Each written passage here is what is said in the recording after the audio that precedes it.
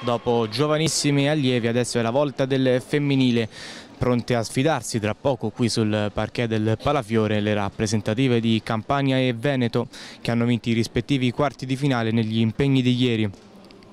Veneto che ha vinto di misura 1-2 contro le Marche, mentre la Campania ha superato l'Abruzzo con il punteggio di 8-5. Fischietto in bocca per il direttore di gara, ultimi accorgimenti e si comincia con il possesso Veneto. Attenzione però alla pressione campana. Andreasi riceve ancora, Pivato scodella verso l'area di rigore, lontana Moraca, si avventa anche sul ribattuta, ma poi il pallone che in qualche modo finisce in rete per l'1-0 del Veneto, siglato da Andreasi. Palumbo, c'è spazio, c'era spazio per Mansi, tolto la linea del passaggio però Polese, insiste la Campania, Palumbo ha spazio per avanzare, mette sul secondo palo dove c'è ben appostata Mansi che pareggia il conto dei gol.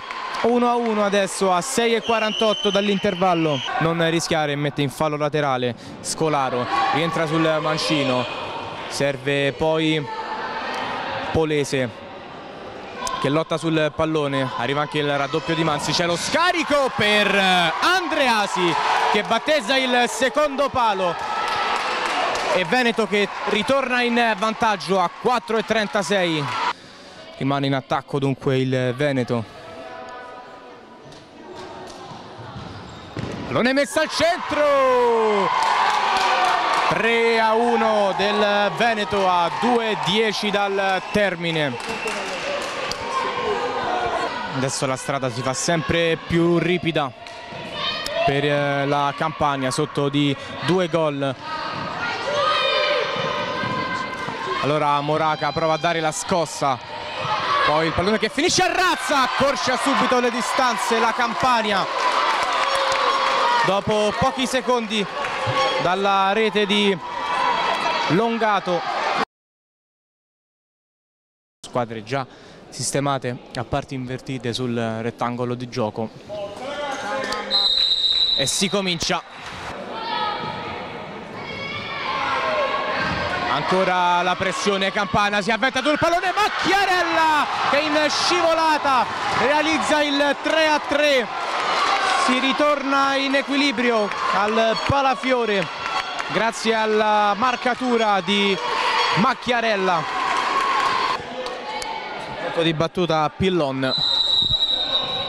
Il movimento delle giocatrici che libera il tiro, Longato, schema perfetto del Veneto che si riporta in vantaggio a 10:10 dallo scadere. Mancino impreciso, 2-2 alla fine del match. Bertolin rilancia lungo ma suona la sirena, allora il Veneto si porta in finale anche con la categoria femminile. La disperazione invece per le giocatrici campane.